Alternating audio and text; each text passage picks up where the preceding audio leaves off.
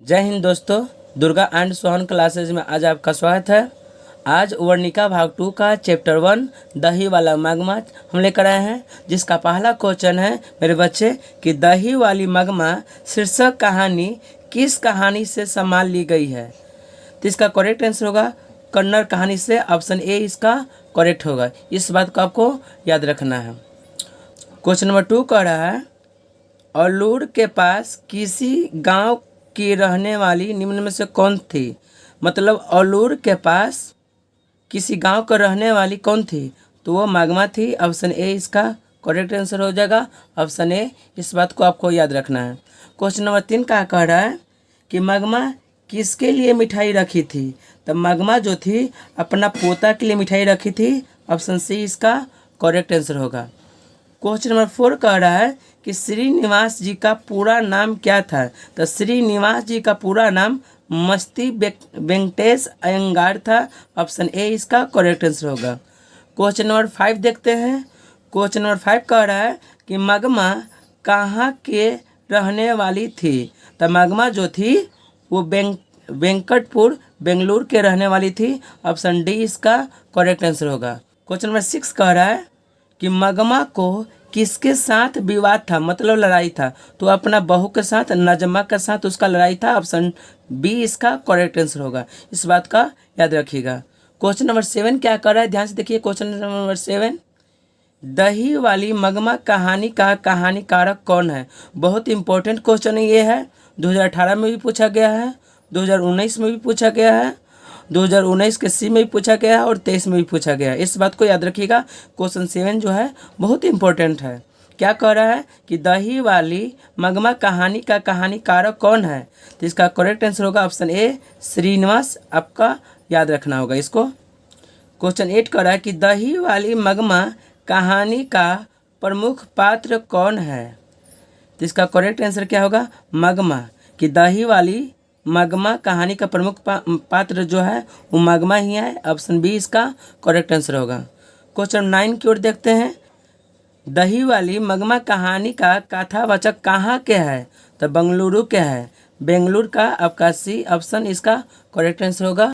दही वाला मगमा के जो कहानी है वो किसे संदेश देती है, तो बहुओं को संदेश देती है। ऑप्शन सी इसका करेक्ट आंसर होगा। इस बात को आपको याद रखना है।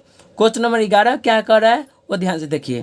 क्वेश्चन नंबर 11 कह रहा है कि मगमा क्या बेचती थी। तो मगमा दही बेचती थी। ऑप्शन सी इसका करेक्ट आंसर होगा। Option C. क्वेश्चन नंबर 12 कह रहा है कि मगमा के गांव का क्या नाम था। तो मगमा के गांव का नाम वेंकटपुर था। ऑप्शन सी इसका करेक्ट आंसर होगा। इस क्वेश्चन नंबर 13 का कह रहा है कि मगमा क्या खाती थी। मगमा क्या खाती थी, तो इसका ऑप्शन बी सही होगा। पान सुपारी खाती थी मगमा। क्वेश्चन नंबर 14 क्या कह रहा है, ध्यान से देखिए कि मगमा ने बेटे से अलग होने को कहा। आज दोपहर से अलग होने के लिए कहा था। ऑप्शन ए इसका करेक्ट आंसर होगा। 15 नंबर क्वेश्चन कह रहा है कि मगमा किस कपड़े की ब्लाउज बनाना चाहती थी। मगमा किस कपड़े के ब्लाउज बनाना चाहती थी। तो मखमल का। ऑप्शन सी ये करेक्ट आंसर होगा कि मगमा जो थी वो मखमल का ब्लाउज पहनना चाहती थी। क्वेश्चन नंबर 16 कह रहा है। क्वेश्चन नंबर 16 कि रगम्पा कहाँ का रहने वाला था। रगम्पा जो था वो वेंकटपुर का रहने वाला था। ऑप्शन डी इसका करेक्ट आंसर होगा। क्वेश्चन नंबर 17 क्या कह रहा है कि रगम्पा मगम्मा से कहाँ मिलता था। तो कुआं के पास। ऑप्शन ए इसका करेक्ट आंसर होगा। क्वेश्चन नंबर 18 कह रहा है कि रगम्पा कौन था। तो रगम्पा जो था वो जुआरी था। ऑप्शन बी इसका करेक्ट आंसर होगा। वो जुआरी था। ऑप्शन बी इसका करेक्ट आंसर होगा। 19 नंबर क्वेश्चन कह रहा है कि लेखक ने कहानी में मगरमच्छ की उपमा किसको दिया है। लेखक ने कहानी में मगरमच्छ की उपमा किसको दिया है। तो बहू का। ऑप्शन बी आपका करेक्ट आंसर होगा, बहू। ऑप्शन बी इसका करेक्ट आंसर हो जाएगा। क्वेश्चन नंबर 20 कह रहा है कि मगमा अपना पैसा कहाँ रखना चाहती थी। तो माजी के पास। ऑप्शन बी इसका करेक्ट आंसर हो जाएगा। क्वेश्चन नंबर 21 कह रहा है कि श्रीनिवास जी का जन्म कब हुआ था। तो श्रीनिवास जी का जन्म 6 जून 1891 ईस्वी में हुआ था। ऑप्शन ए इसका करेक्ट आंसर होगा, इस बात को याद रखना है। क्वेश्चन नंबर 22 कह रहा है कि मगम्मा से कौन कर्जा मांग रहा था। तो मगम्मा से रगम्पा कर्जा मांग रहा था। ऑप्शन बी इसका करेक्ट आंसर होगा, रगम्पा। इस बात को आपका याद रखना है। क्वेश्चन नंबर 23 देखते हैं। मगमा की बहू का क्या नाम था। तो मगमा का बहू का नाम था नजमा। ऑप्शन बी इसका करेक्ट आंसर होगा, नजमा। क्वेश्चन नंबर 24 कह रहा है कि सास बहू में झगड़ा क्यों हुआ था। तो बच्चों के पीटने के लिए। ऑप्शन ए इसका करेक्ट आंसर होगा। 25 नंबर क्वेश्चन देखते हैं। बी आर नारायण ने किस कहानी का अनुवाद किया है। तो बी आर नारायण जो है वो दही वाला मगमा का अनुवाद हिंदी में किया है। ऑप्शन बी इसका करेक्ट आंसर होगा। बहुत इंपॉर्टेंट क्वेश्चन है। क्वेश्चन पूछेगा कि बी आर नारायण ने किस कहानी का अनुवाद किया है। तो दही वाला मगमा का। ऑप्शन बी इसका करेक्ट आंसर होगा। क्वेश्चन 26 कह रहा है कि उस घर में अब सास और बहू में स्वतंत्रता की होड़ लगी है। यह पंक्ति किस कहानी का है। तो यह पंक्ति जो है दही वाला मगमा की है। ऑप्शन डी इसका करेक्ट आंसर होगा, दही वाला मगमा था। क्वेश्चन नंबर 28 कह रहा है कि अमराई का कुआं कहाँ था।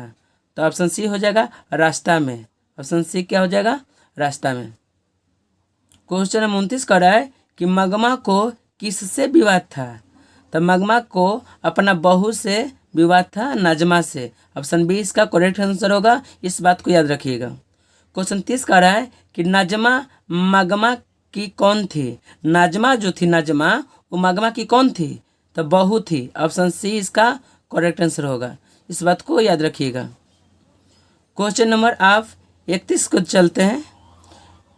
क्वेश्चन नंबर 31 कह रहा है क्यों रे राक्षसी इस छोटे से बच्चे को क्यों पीट रही है। यह किसने कहा था। तो यह मगमा बोली थी जब बहू अपने बेटा को मार रही थी तो बोली थी।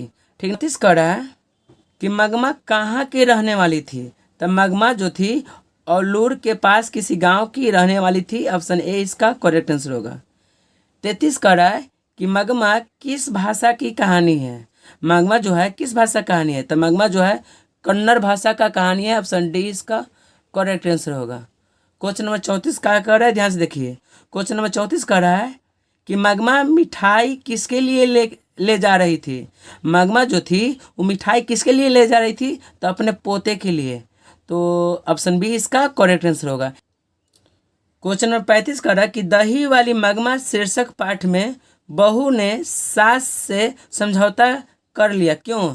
डर के मारे। बहू को डर लग रहा था कि मगमा कहीं पैसा बेचकर वो रंगप्पा को न दे दे। क्वेश्चन नंबर 36 कह रहा है कि श्रीनिवास जी का जन्म कहाँ हुआ था। तो श्रीनिवास जी का जो जन्म हुआ था कोलार कर्नाटक में। ऑप्शन बी इसका करेक्ट आंसर होगा। 37 कह रहा है कि लड़का अगर कुछ उधम करता है, मतलब लड़का अगर कुछ गलती करता है तो उसे माना करने का हक मुझे नहीं है। यह किसने कहा था। तो यह नजमा कहा था, मगमा का जो बहू थी। 38 कह रहा है कि घर वाले के रहते एक अच्छी सारी नसीब नहीं हुई। ऐसा किसने कहा था। तो ऐसा जो कहा था मगमा कहा था। ऑप्शन ए इसका करेक्ट आंसर होगा। 39 की ओर चलते हैं। क्वेश्चन नंबर 39 कह रहा है कि दही वाली मगमा शीर्षक कहानी में रास्ते में क्या पड़ता है। तो रास्ते में अमराई का कुआं पड़ता है। ऑप्शन ए इसका करेक्ट आंसर होगा। क्वेश्चन नंबर 40 कह रहा है श्रीनिवास की कहानी संकलन सन्ना कथेगलू के लिए साहित्य अकादमी पुरस्कार कब मिला था। तो ऑप्शन नंबर 20 का करेक्ट आंसर होगा 1968 ईस्वी में। इस बात को याद रखिएगा। क्वेश्चन नंबर 41 की ओर चलते हैं। क्वेश्चन नंबर 41 कह रहा है कि बारी का अर्थ क्या होता है। बारी का अर्थ क्या होता है।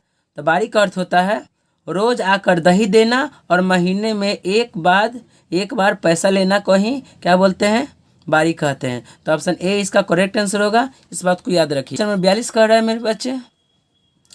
क्वेश्चन नंबर 42 कह रहा है कि सोने जैसा बेटा पैदा किया है, ऐसा किसने कहा था। तो ऐसा मगमा कहा था माजी के ऊपर, इस बात को याद रखिएगा। 43 नंबर क्वेश्चन क्या कर रहा है कि शाम को एक बढ़िया साड़ी पहनकर रहना चाहिए, ऐसा किसने कहा था। तो ऐसा मगमा कहा था। ऑप्शन ए इसका करेक्ट आंसर होगा। माँ जी से बोल रहा है, बोल रही है मगमा। इस बात को याद रखिएगा। इस क्वेश्चन को फिर से रिपीट कर देते हैं, ध्यान से देखिएगा। शाम को एक बढ़िया साड़ी पहनकर रहना चाहिए, ऐसा किसने कहा? तो ऐसा मगमा कहा माँ जी से। इस बात को याद रखिएगा। क्वेश्चन नंबर 44 की ओर चलते हैं मेरे बच्चे, ध्यान से देखिएगा। क्वेश्चन नंबर 44 का रहा है कि मगमा का मिठाई कौन लेकर भाग गया? तो मगमा का जो मिठाई था वो कौवा लेकर भाग गया। ऑप्शन सी इसका करेक्ट आंसर होगा। रगम्पा ने मगमा से क्या मांगा था? तो रगम्पा ने मगमा से चूना एवं पान मांगा था। ऑप्शन सी इसका करेक्ट आंसर होगा। इस बात का याद रखिएगा। क्वेश्चन नंबर 46 का रहा है कि सारी रात घर में महाभारत किसने मचाया था? तो सारी रात घर में बहू ने महाभारत रचाया था, झगड़ा किया था। ऑप्शन ए इसका करेक्ट आंसर होगा। क्वेश्चन नंबर 47 का रहा है कि मखमल के ब्लाउज में कितने रुपए लगते थे? तो मखमल को ब्लाउज सियाने में लगभग 8-7 रुपया खर्चा हो जाता था। ऑप्शन बी इसका करेक्ट आंसर होगा, 7-8 रुपये। 48 नंबर क्वेश्चन देखते हैं। 48 नंबर क्वेश्चन क्या कर रहा है कि पोता दादी के साथ जाने की जिद करने लगा, कहाँ? तो आपका ऑप्शन 20 का करेक्ट आंसर होगा, बेंगलुरु में। याद रखिएगा। उम्मीद होगा ये वीडियो आपको बहुत अच्छा लगा होगा। इसी तरह का वीडियो पाने के लिए इस चैनल को सब्सक्राइब कर लीजिए। Thank you watching for my video.